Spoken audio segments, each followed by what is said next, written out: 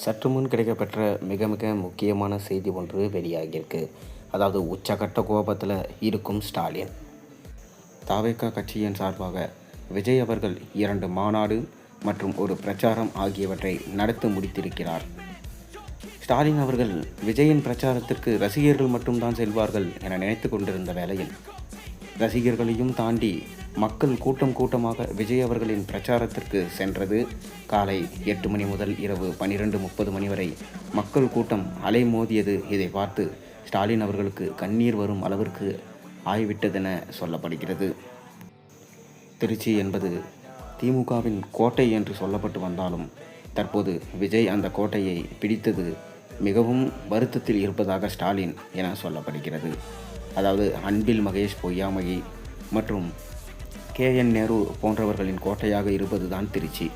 அந்த கோட்டையிலே திமுகவின் கட்சியிலிருந்து சில பேர் கூட்டமாக குடும்பமாக தாவேகாவின் மாநாட்டிற்கும் மற்றும் தாவேகாவின் பிரச்சாரத்திற்கும் சென்றதுதான் ஸ்டாலின் அவர்களுக்கு மாபெரும் அதிர்ச்சியை கொடுத்துள்ளது.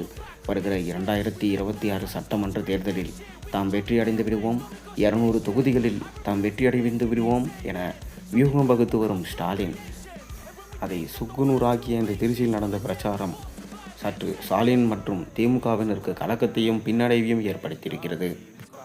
மேலும் திமுக தலைவர் ஸ்டாலின் அவர்கள் மீண்டும் 2வது முறையாக முதலமைச்சர் பதவியில் அமர வேண்டும் என பல திட்டங்களை தீட்டி வருகிறார்.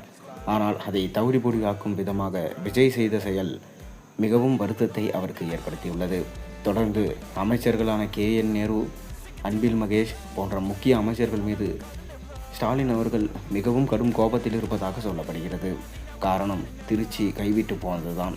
இதுபோன்று ஒவ்வொரு தொகுதியிலும் விஜய் அவர்கள் கைப்பற்றினால் தனது 200 தொகுதிகள் என்கின்ற இலக்கை எவ்வாறு அடைய முடியும்? மீண்டும் எப்படி முதலமைச்சர் ஆக முடியும்?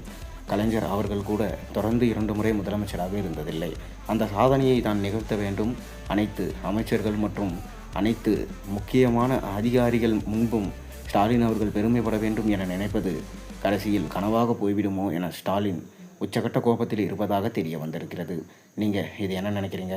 வருகிற 2026 சட்டமன்ற தேர்தலில் ஸ்டாலின் அவர்களுடைய வாக்கு சதவீதம் எவ்வளவாக இருக்கும்?